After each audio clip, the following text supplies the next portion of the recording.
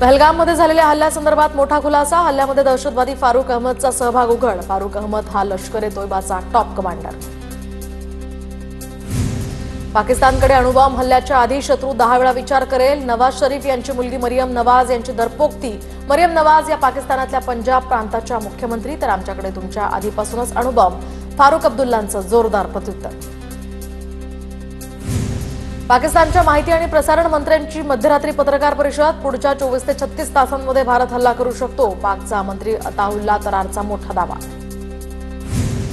एनआयएचं पथक पहलगाम पोलीस स्टेशनमध्ये दाखल, तर पहलगाम पोलीस ठाण्यामध्ये आतापर्यंत 100हून जास्त स्थानिकांची चौकशी। काश्मीर पोलीस, एनआयए आणि फॉरेन्सिक टीमकडून स्थानिकांकडे चौकशी। फोटोग्राफर, घोडेस्वार, हॉटेल व्यावसायिकांची सुद्धा कसून चौकशी। एनआयएची टीम बैसरन व्हॅलीतील घटनास्थळी दाखल। एनआयएचं पथक उच्च तंत्रज्ञानाच्या उपकरणांसह घटनास्थळी पोहोचलं। घटनास्थळी आता 3D मॅपिंग करण्यासाठी टीम दाखल।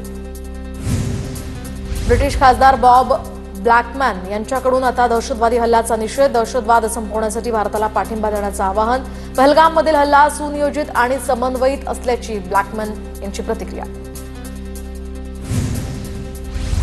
पाकिस्तानकडून एलओसीवर कुरापती अजूनही सुरूच, तर नौशेरा सुंदरबनी भागामध्ये पाकिस्तानकडून चौक्यांकडून रात्री गोळीबार, तर भारतीय लष्कराच्या जवानांकडून सुद्धा चोख प्रत्युत्तर। पहलगाम हल्ल्यानंतर पंजाब सरकार अलर्ट मोडवर। पाकिस्तान बॉर्डर शेजारी अँटी ड्रोन मिसाइल्स तैनात। भारतात शस्त्र आणि ड्रग्ज पाठवणाऱ्या ड्रोनकडे आता लक्ष। पाकिस्तानच्या शेअर बाजारात सुद्धा युद्धाची भीती। पाकिस्तानी शेअर बाजार 2500 पेक्षा जास्त अंकांनी घसरला। 2 तासांमध्ये 46,000 कोटी पाकिस्तानी रुपयांचं नुकसान। केंद्रीय मंत्रिमंडळ बैठकीनंतर पत्रकार परिषद, तर आज दुपारी 4 वाजता पत्रकार परिषद होणार। केंद्रीय माहिती मंत्री अश्विनी वैष्णव हे पत्रकार परिषदेला संबोधित करणार।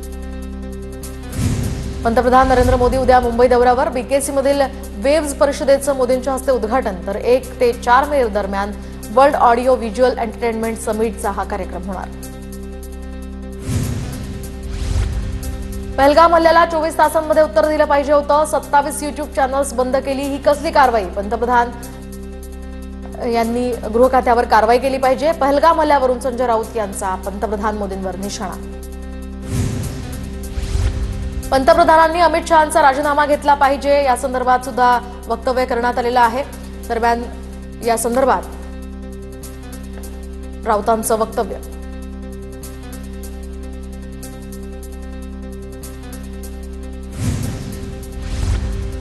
मुंबईमध्ये महाराष्ट्र दिनानिमित्त भाजपची बॅनरबाजी, तर हिंदुत्वाचा मुद्दा अधोरेखित करण्याचा हा भाजपचा प्रयत्न असल्याचं या ठिकाणी वक्तव्य। एलओसीवर सतत गोळीबार सुरू, सतर्कतेचा इशारा। रुग्णवाहिका, रुग्णालयं आणि आरोग्य कर्मचारी, प्राथमिक आरोग्य केंद्र आणि रुग्णालयांना सतर्क राहण्याचेही आदेश। संयुक्त राष्ट्रसंघाकडून भारत आणि पाकिस्तानमध्ये मध्यस्थीचा प्रयत्न, तर संयुक्त राष्ट्राच्या महासचिवांकडून पाकिस्तानचे पंतप्रधान शाहबाज शरीफ आणि भारताचे परराष्ट्र मंत्री जयशंकर यांच्यामध्ये चर्चा।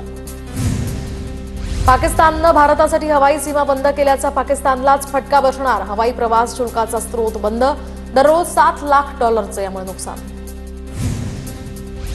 अटारी बॉर्डरवरून पाकिस्तानी नागरिकांची मायदेशी गिरवापसी, तर 29 एप्रिलपर्यंत भारतातनं पाकिस्तानला 786 नागरिक परत गेले, तर 29 एप्रिलपर्यंत पाकिस्तानातनं भारतात 1616 नागरिक आले। नागपुरात एकूण 4000 पाकिस्तानी, 2000 पाकिस्तानी नागरिकांकडे लॉंग टर्म व्हिसा, तर 2000 पाकिस्तानी नागरिकांनी भारतीय नागरिकत्व घेतलं। सिंधी समाजाचे नेते विकी कुरेजा यांची माहिती। मंत्री राधाकृष्ण विखे पाटलांसह 54 जणांवर फसवणुकीचा गुन्हा दाखल। प्रवरा साखर कारखान्यामध्ये शेतकऱ्यांच्या नावे 9 कोटींचा अपहार केल्याचाही आरोप। सुप्रीम कोर्टाच्या आदेशानंतर लोणी पोलीस ठाण्यामध्ये फसवणुकीचा हा गुन्हा दाखल। बोगस कर्ज वाटप आणि कर्जमाफी प्रकरणी राधाकृष्ण विखेंवर गुन्हा दाखल करण्याचे सुप्रीम कोर्टाचे आदेश। घोटाळा करणाऱ्या मंत्र्याला तत्काळ पदावरून दूर केलं पाहिजे। बोगस कर्जमाफीच्या मुद्द्यावरून संजय राऊतांचा विखेंवर निशाणा। जलजीवन मिशन अंतर्गत योजनांच्या पुनरावलोकनासाठी आता निधी जाहीर, तर 18,832 योजनांच्या पुनरावलोकनासाठी 8,920 कोटींचा निधी। 12,777 गावांमध्ये काम सुरू, 228 गावांमध्ये काम प्रस्तावित। 1 रुपयात विम्याची योजना अखेर गुंडाळली। राज्यामध्ये आता पूर्वीचीच पीक विमा योजना लागू होणार, तर चौफेर टीका झाल्यानंतर राज्य मंत्रिमंडळानं निर्णय घेतला मागे। 100 दिवसांच्या कार्यालयीन सुधारणा कार्यक्रमाचा आता उद्या निकाल. मुख्यमंत्री देवेंद्र फडणवीसांचं ट्विट. उद्या सकाळी 10 वाजता हा निकाल जाहीर करणार मुख्यमंत्र्यांची माहिती. मुंबई पोलीस आयुक्त विवेक फणसाळकरांचा आज सेवेतील शेवटचा दिवस. फणसाळकरांच्या निवृत्तीनिमित्त पोलिसांकडून मानवंदना, तर मुंबई पोलीस दलामध्ये काम करण्याची संधी मिळाली हेच समाधान असल्याची फणसाळकरांकडून भावना व्यक्त. देवेन भारती मुंबईचे नवे पोलीस आयुक्त, तर फणसाळकरांच्या निवृत्तीनंतर भारतींकडे मुंबईचं पोलीस आयुक्त पद. देवेन भारती सध्या मुंबईचे विशेष पोलीस आयुक्त. शिवसेना भवनाच्या प्रवेशद्वारावर ठाकरे बंधू एकत्र येण्याचे पोस्टर्स पुन्हा झळकले, तर उद्धव ठाकरेंच्या शिवसैनिकांनी हे झळकावले पोस्टर्स.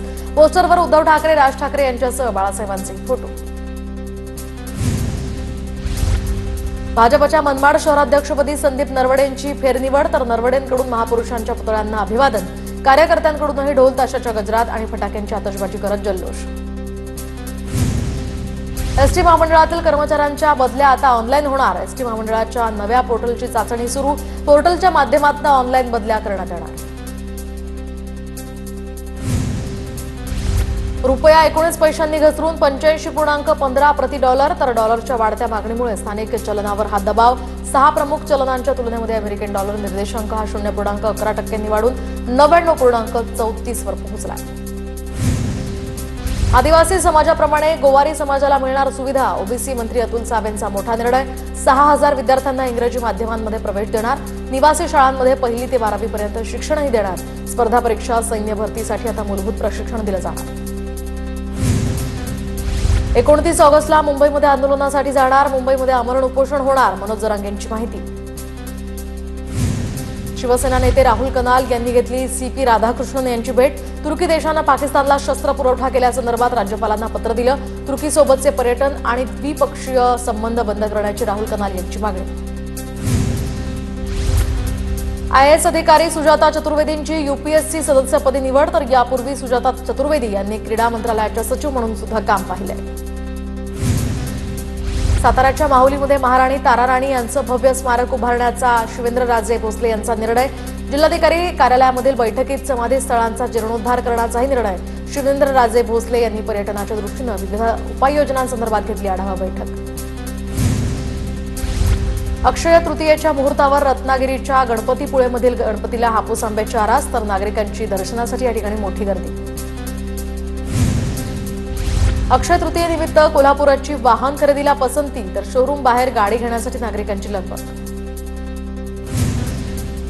अक्षय तृतीयेनिमित्त धुळ्यामध्ये सुद्धा सोने खरेदीचा उत्साह. सोन्याचे दर प्रतितोळा 96,000 रुपयांवर पोहोचले. नागरिकांची सराफा बाजारामध्ये सोनं खरेदीसाठी मोठी गर्दी. गोंदिया आगाराला 10 नवीन बसेस मिळणार, तर लांब पल्ल्यांच्या गाड्यांसाठी आता नवीन बसेस मिळणार असल्याची आगार प्रमुखांची माहिती. नवीन बसेसमुळे नागरिकांचा प्रवास सुखकर होणार. माढ्यामध्ये विकास कामांवरून आजी माजी आमदारांमध्ये श्रेयवाद. बबनराव शिंदेंनी काम मंजूर केलं म्हणत कार्यकर्त्यांकडून विकास कामांचं नारळ, तर बबनराव शिंदे समर्थकांचा बालिशपणा सुरू असल्याची अभिजित पाटलांची टीका.